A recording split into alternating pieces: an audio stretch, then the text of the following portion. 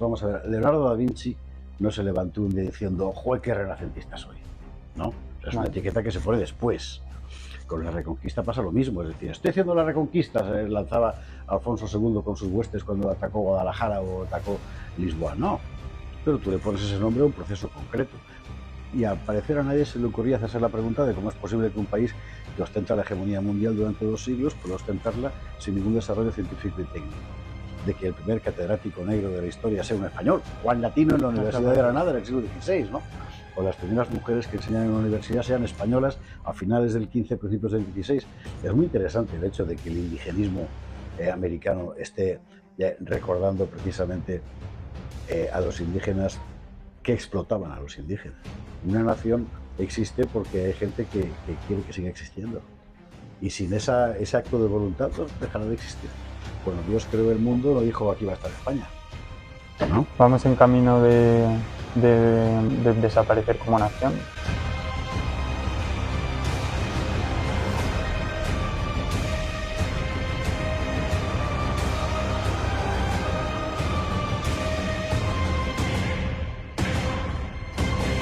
Bienvenidos un día más a Trincheras Ocultas, bienvenidos a un nuevo programa en el que he tenido la suerte de entrevistar a uno de los que es actualmente mi referente, ya que gracias a sus obras, gracias a su programa Tiempos Modernos, pude adentrarme más en defender todo lo que es la historia de España sin mitos. Él es José Javier Esparza, estoy muy seguro de que la mayoría de ustedes le conocen. Para mí es un auténtico orgullo tenerle hoy aquí en mi canal. Poco a poco vamos subiendo y llegando a más gente y esto es gracias a ustedes, gracias a que se suscriben, gracias a que dejan su me gusta, a que comparten el vídeo y también a que comentan. Esto ayuda muchísimo a posicionar Trincheras Ocultas en el algoritmo de YouTube. Me voy a ir ya de aquí, simplemente quería comentarles también que el audio quizás carraspea un poco debido a un problema con el micrófono de José Javier Esparza, pero creo que no es ningún problema porque se puede seguir el curso de la entrevista. Simplemente quería comentarles esto para que lo supieran así de antecedente. Muchísimas gracias por estar siempre ahí apoyando y ya les dejo con esa entrevista a José Javier Esparza. Bienvenidos un día más a Trincheras Ocultas, bienvenidos a un nuevo programa que me hace muchísima ilusión presentar porque hoy estoy aquí con José Javier Esparza, periodista súper reconocido por defender la historia de España. Para mí es un auténtico placer tenerte aquí porque he de decirte que fuiste una de las personas que me inspiró junto a Fernando Paz con tu programa Tiempos Modernos. Aprendí realmente lo que es la historia, lo que significa informarme por mí mismo, ir más allá del colegio, ir más allá de la universidad y realmente con tus libros y con libros de otros historiadores, la verdad que me hicisteis envolverme, ¿no? Y realmente resaltar la historia de España y divulgar el legado hispánico y todo es gracias a personajes como tú y te lo quería decir nada más empezar la entrevista. Pues muchísimas gracias, Javier. Para eso escribimos precisamente, ¿no? Tanto Fernando como yo, efectivamente, y este programa de Tiempos Modernos, que ha sido en YouTube, sigue siendo todavía muy visto, fue un ejercicio de divulgación que a los dos nos hizo muy felices, la verdad. Me gustaría comenzar con la primera pregunta y voy a preguntarte lo que siempre pregunto al principio.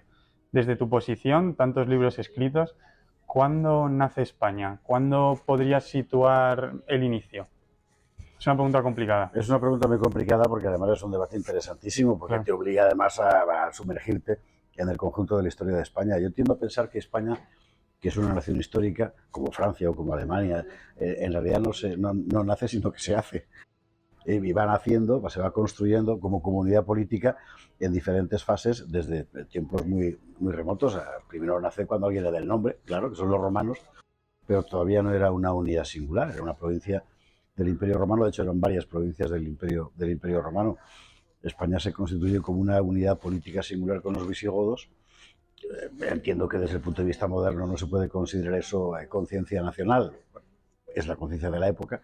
Hablamos de los siglos 6, 7, ¿verdad? Y en el paso del tiempo, la Reconquista va afianzando una conciencia de comunidad fundamentalmente en torno a la religión, que es en la época lo que permite a la gente reconocerse como parte de una realidad concreta, ¿no? Finalmente, el proceso de construcción de los reinos cristianos peninsulares durante la Reconquista va dando forma a algo que ya podemos reconocer en términos, digamos, políticos contemporáneos como España, con la unión dinástica, ¿no? En realidad, yo tiendo a pensar que España existe desde que alguien pronuncia su nombre.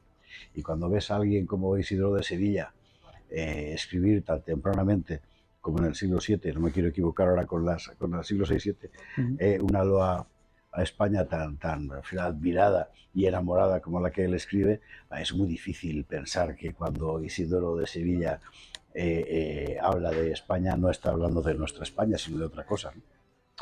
Y si nos tenemos que centrar en un hecho concreto, por ejemplo, nos vamos a ir a esa batalla de Covadonga, archifamosa, me gustaría preguntarte, Pelayo, realmente en ese momento, porque ahora tenemos un nuevo libro de Pedro Insúa que asegura que Pelayo no quería restaurar España. Me gustaría conocer tu opinión al respecto.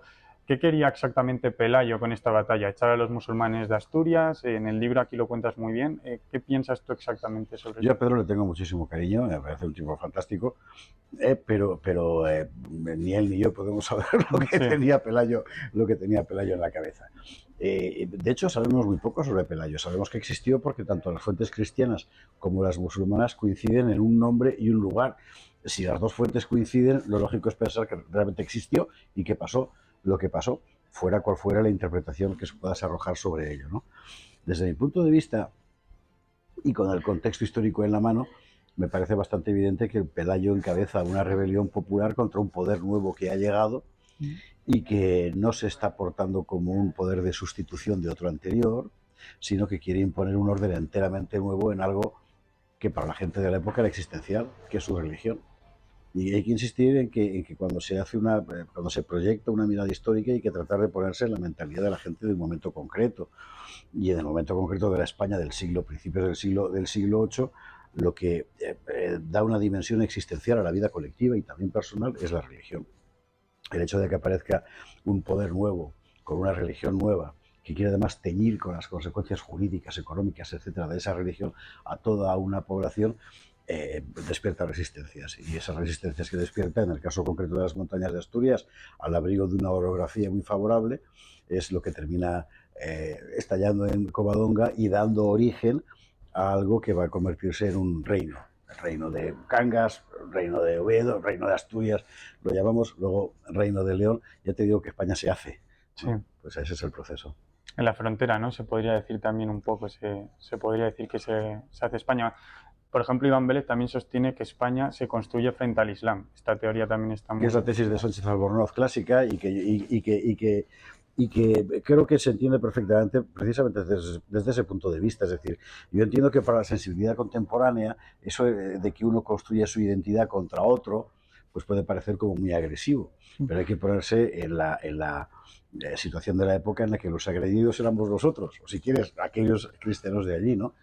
Es precisamente la conciencia de tener que sobrevivir frente a un poder que quiere aniquilarte, no necesariamente desde el punto de vista físico, pero sí desde el punto de vista espiritual, es lo que hace que exista algo que se pueda llamar reconquista, con todo lo discutible y discutido, perdón, en fin, que ha sido el término, ¿no? Pero objetivamente existe tal, sobre todo a partir del momento en el que ya un poco más tarde, pero tampoco mucho más, porque hablamos finales del siglo VIII, principios del siglo IX, Alfonso II el Casto decide en un puro acto, un soberbio acto de voluntad política, decide que ahora Toledo soy yo, Oviedo. Y es algo perfectamente, no lo diré arbitrario, pero sí, es un puro acto de voluntad. Aquello es, Oviedo es en aquel momento una pequeña ciudad en el norte, muy pequeña, es Alfonso en realidad quien la hace crecer. El reino de Asturias es un reino muy menesteroso, en vida de Alfonso 2 veces los musulmanes saquearán Oviedo. No hay realmente una continuidad de linaje biológico reconocible, biográfico, entre Alfonso II y los reyes godos, pero todo eso da igual. Desde el momento en el que un poder político decide, yo represento la continuidad histórica de aquello que existió. Y cuando la voluntad de muchos hombres se ponen de acuerdo en esto, pues es una fuerza imbatible. Porque comentabas, José Javier, que el término quizás reconquista, bueno, quizás no, podemos asegurarlo, ahora mismo está a debate. Defiendes en el libro que es más un proyecto social y cultural más que un proyecto político, ¿no? ¿Por qué piensas que el término reconquista realmente en la actualidad está siendo tan discutido? Me parece que por un exceso de corrección política. Y hay que tener, vamos a ver, o sea, es además una cierta tendencia española a enredarse en discusiones bizantinas. Vamos a ver, Leonardo da Vinci no se levantó un día diciendo, ¡joder, qué renacentista soy! ¿No? O sea, es una etiqueta que se pone después. Con la Reconquista pasa lo mismo, es decir, estoy haciendo la Reconquista, se lanzaba Alfonso II con sus huestes cuando atacó Guadalajara o atacó Lisboa. No, pero tú le pones ese nombre a un proceso concreto, porque lo que sí que es verdad es que existió permanentemente, primero, una lucha continuada contra un enemigo al sur, que esa lucha venía además guiada desde muy temprano, antes incluso de que empezara la labor propiamente reconquistadora desde el punto de vista militar, una conciencia de que se había perdido algo, es el famoso concepto de la España perdida, de la pérdida de España de la crónica mozárabe de mediados del siglo VIII, y por tanto un proceso continuado que va llevando a través de la conformación de diferentes reinos a la idea de que había una unidad que recomponer. Cuando Sancho III el Mayor es el rey de toda España, cuando Alfonso el Batallador es el rey de todas las Españas, cuando Alfonso VI de León es el emperador de toda España, existe el concepto, existe la idea y el motor político en una situación en la que la realidad política es la que es, reinos fragmentados. ¿Puedes llamar a eso reconquista en el sentido de que nosotros españoles estamos... No, pero es que no estamos hablando de nosotros, estamos hablando de ellos y de cómo ellos lo sentían y lo interpretaban y lo hacían, ¿no? Y yo apunto mucho, como citabas tú, a la cuestión social, porque me parece realmente lo más fascinante. Es decir, la escena que yo narro en mi novela, el Caballero del Jabalí Blanco, y el momento en el que los primeros colonos del norte deciden saltar los montes y empezar a tomar tierras en el norte de Burgos y luego progresivamente hacia el sur, no es una operación militar, no es una operación política, es gente de a pie que se lanza a hacer la conquista ellos, es la repoblación. Y se lanza porque tienen la conciencia de que aquello que fue un día tierra de la cruz les pertenece. Y una vez más nos encontramos con el elemento religioso, que es en la época el elemento de cohesión comunitario, ¿no?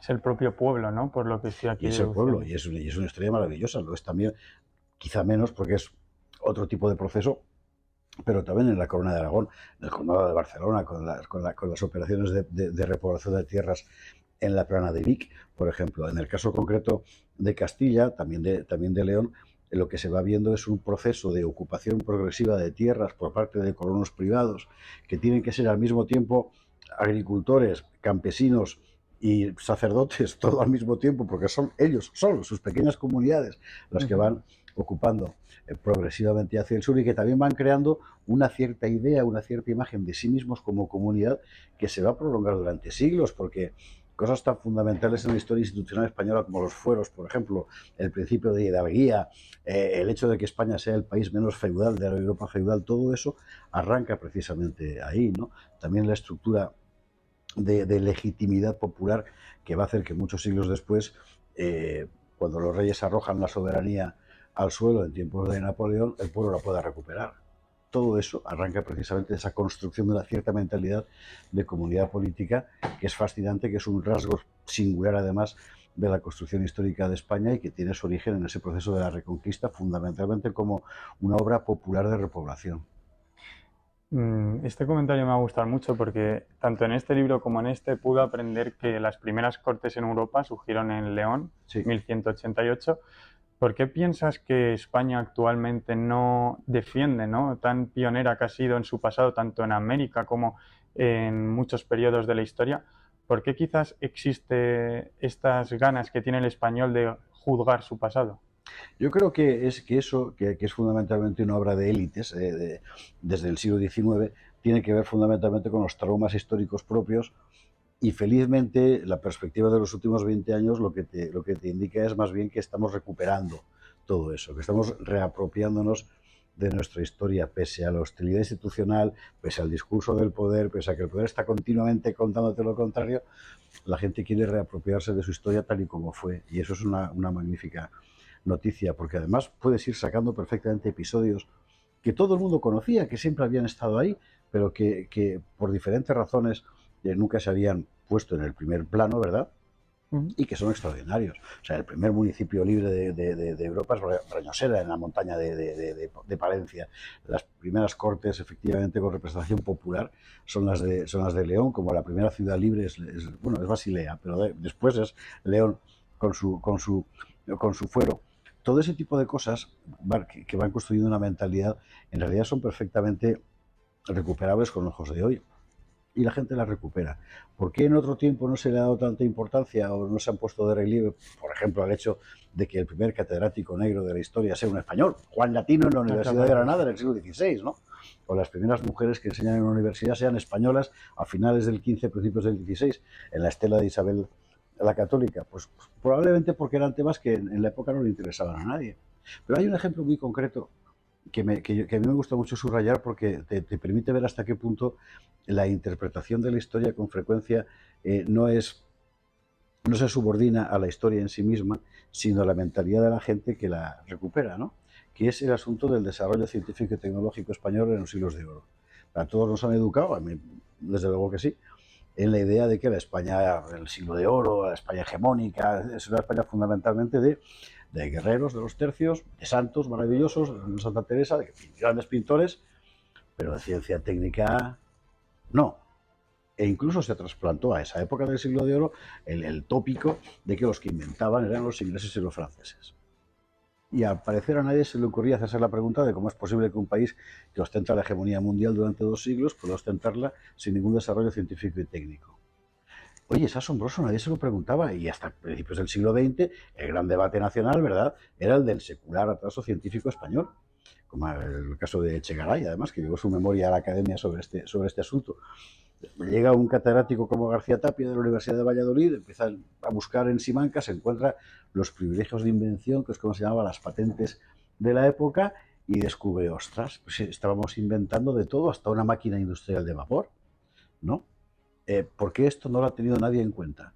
Bueno, seguramente porque los historiadores del XIX, que fundamentalmente eran gente de letras, no tenían ni la menor idea de lo que podía suponer un plano de Jerónimo de Allanz, o no se le había ocurrido a nadie que un molino que deja de ser vertical para ponerlo horizontal es una turbina, ¿verdad? Y no entiende la importancia del invento. Eso ocurre en España de los siglos de oro, y porque al final también el discurso nacional se acomoda a esa idea prefabricada, hasta el punto de que incluso en los discursos, digamos, de ensalzamiento épico de la historia nacional también se habían pasado por alto. Por eso pueden recuperar, y realmente es asombroso ver lo que era realmente la España. Claro, te explicas muchas cosas, o sea, cómo los tercios, que además combatían en unidades relativamente pequeñas respecto al enemigo, podían ganar casi siempre. Pero eran muy valientes. Bueno, sí, eran muy valientes, pero valientes había en todas partes. Pero fundamentalmente una cuestión de organización, eh, técnica, ciencia, porque la fortificación en artillería son matemáticas, era todo eso, ¿no? Claro, ponerlo de relieve me parece que es una obra muy importante, que también nos ayuda a entender mejor por qué pasaron las cosas. Porque la idea del bueno, me sacas temas que hacen que No, hable no sin pasa parar, nada, ¿eh? no, Es no, decir, no, que me gusta, me gusta. un ejemplo perfecto es en este mismo sentido es la conquista de América, ¿no? La idea de que 250 españoles, 450, 800, cuando más, son capaces de llegar al imperio mexica y conquistar un lugar donde vivían al menos 3 millones de personas. O sea, Marvel, es una historia de Marvel, no fue así. No habría sido posible nunca la conquista sin los propios nativos tlaxcaltecas, tempaltecas, que estaban hasta el gorro de los mexicas porque los mataban. Ahora han sacado un videojuego, no sé si lo has visto, en el que puedes representarte como un azteca en una compañía muy famosa. Te puedes elegir un azteca y puedes, en este caso, luchar contra los conquistadores, matarlos y todo esto. ¿No lo has visto? No lo he visto. Hace no 2 semanas, pues luego te paso el enlace, sí. por si quieres dar un hueco, porque la verdad que es muy interesante cómo también los videojuegos y toda esta maquinaria, ¿no?, tanto al audiovisual, cómo se mete, ¿no?, también a juzgar muchas veces hechos sin rigor histórico, ¿no? Sí, claro. Yo es que me quedé en Age of Empires, que es relativamente... vale. ¿Qué es esto mejor? Es muy interesante el hecho de que el indigenismo americano esté recordando precisamente a los indígenas que explotaban a los indígenas. Claro, quiero decir, la conquista de México se hace gracias a los tlaxcaltecas. Sin ellos no habría habido conquista. Son ellos quienes se llevan en volandas a Cortés contra los mexicas. Los mexicanos actuales que son descendientes de españoles y de indígenas que se rebelaron contra los mexicas. Y ahora vas a recuperar la memoria de los que te cogían preso para... Hay algo morboso ahí. Lo bonito de todo esto es que hay muchos temas, ¿no? En España tiene una historia muy grande. Lo decía Gustavo Bueno, si te pones a hacer, por ejemplo, la historia de Finlandia, pues posiblemente no puedas obtener tantos hechos, y aquí es que tocamos un montón, ¿no?, de momentos históricos, y así no paramos, no podemos parar nunca. Si tuvieras que quedarte, por ejemplo, con un periodo histórico, ¿cuál sería el preferido de José Javier Esparza? Según para qué, ¿Sí? según para qué. O sea, para el que más me motiva, el que te hace vibrar la cuerda interior, ¿verdad? Para mí es ese que te contaba antes, el principio de la Reconquista, el principio real. Es decir, conocemos los nombres de los primeros colonos, Nevato y Muniadona, que son los que pasan los montes y se instalan en el Valle de Mena. Su hijo Vítulo, sus hijos, Vítulo y Hervigio, son los que dan nombre a Castilla, los que la primera vez que se escribe el nombre de Castilla es en su documento principal, el año 800, ¿verdad? Ese momento en el que realmente todo está por conquistar y la vida es extremadamente arriesgada porque estás ganando, arañando pedazos de tierra en la frontera, ¿verdad? Me parece sencillamente fascinante. Eso en cuanto a, digamos, la parte emotiva, ¿no? La parte objetiva, me parece que es indudable que la gran aportación de España a la historia universal es el descubrimiento de que había un continente, claro.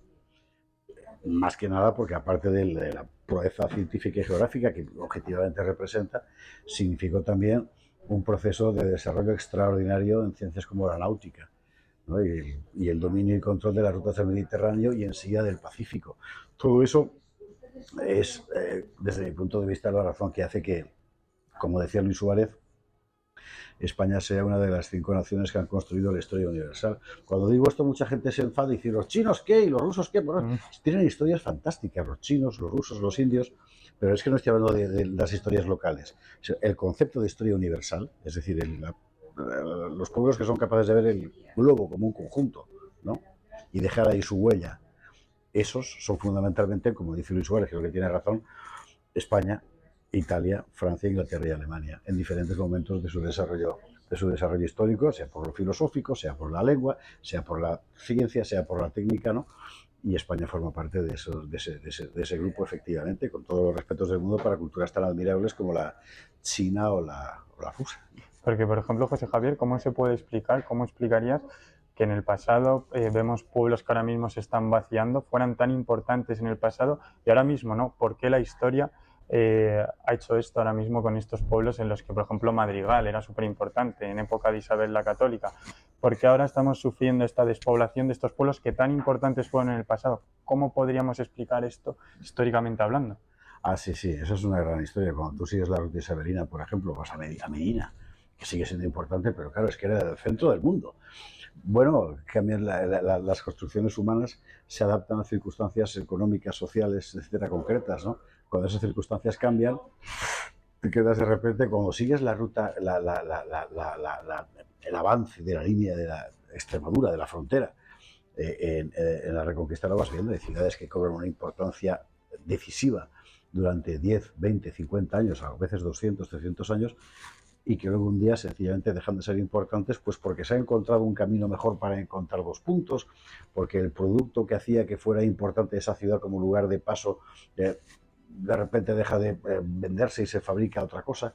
Es así, hay pueblos enteros que han desaparecido, y no solo pueblos, villorrios, villas, ciudades, naciones. El imperio de Trebisonda fue una realidad extraordinaria en la Edad Media, está en el norte de Turquía, nadie sabe que existió Trebisonda, pero era, en fin, la meca del comercio del Mediterráneo, ¿no? Bueno, la historia es así, lo cual, por cierto, te lleva a alguna reflexión interesante sobre nuestra posición hoy, españoles de hoy aquí en España, es decir, una nación existe porque hay gente que quiere que siga existiendo, y sin ese acto de voluntad, pues, dejará de existir. Te leí, ¿no?, que en el momento en el que el pueblo deja de querer que su nación exista, la nación está condenada a desaparecer, ¿no? Claro, claro, es una construcción colectiva, no es nada que nos haya venido impuesto. Cuando Dios creó el mundo, no dijo aquí va a estar España, ¿no? ¿Vamos en camino de desaparecer como nación? Yo creo que no, pero es el gran combate de nuestro tiempo. Es decir, si hay una fuerza muy poderosa que empuja a desconstruir la nación histórica española, tanto por la fragmentación en pequeñas oligarquías locales como por la absorción de competencias de Estado por instituciones transnacionales, ¿no? Si no hay una fuerza, al menos equivalente, que se resista a eso, para tratar de mantener unido el conjunto y para tratar de que ese conjunto siga significando algo, pues claro que podemos desaparecer.